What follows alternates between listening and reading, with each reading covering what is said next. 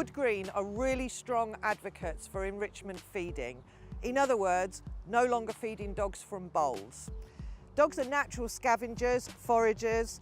They like to look for their own food. Pet dogs have that mental capacity and mental stimulation removed from them by us just putting food in a bowl, plonking it down in front of them, and mealtime is over in seconds. So what we propose is that people get inventive with different ways of delivering their dogs food, A, to make it last longer, B, to empower them to take responsibility to accessing their own food. It also helps relieve boredom and help with behaviour modification programs.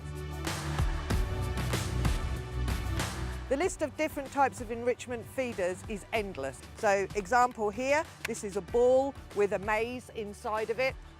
You drop the food in, the dog then rolls it around, the food falls out and the dog gets to hoover as it goes by. This is another type, again, food goes into the top, the dog nuzzles it around and food falls out. So it's taking responsibility for accessing its own food.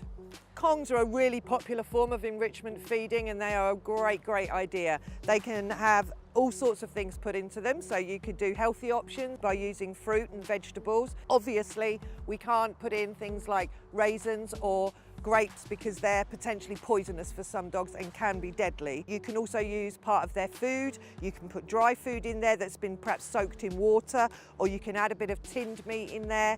You can pop it in the freezer when your dog gets really good at it to make it last longer, and that would be a really nice cold treat on a hot day. There's also the snuffle mat idea, and this has become really popular and it's a really good piece of enrichment. All you do is get some of their kibble, lift up the gaps, load it up, hiding bits of kibble all the way through it, and then put it down on the floor in order for your dog to access. If you're on a budget, then you can make your own. So kitchen roll innards or toilet roll innards, you can stuff one end, you can get some food, and I say this would be your dog's daily recommended diet.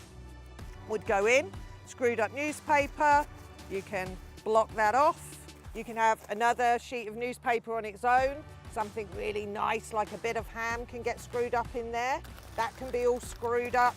It can go into the box. You can add all sorts of things in this little box and you can then pop it together and put it down for your dog to open up and enjoy playing with. If you've got somebody who's quite creative in the house, making one of these bottle spinners is a really good idea. And the dogs, once they've worked out how to get the food out, really love these games. Another real fun and interesting thing that you can do with your dog, which is really easy, is if you just make up their food in a bowl, especially if you're feeding kibble, and just step out into the garden and either throw the whole lot over your patio or onto your lawn. And if you've got dogs like mine, dinner time will end up lasting about 45 minutes until they've investigated every little blade of grass. So it's a great top tip.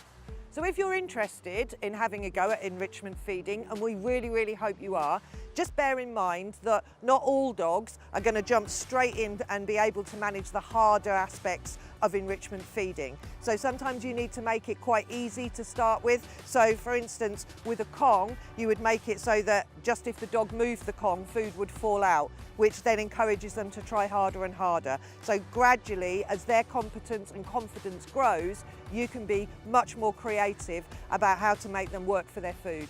If you've got any questions about enrichment feeding, please don't hesitate to contact us. We'd love to help.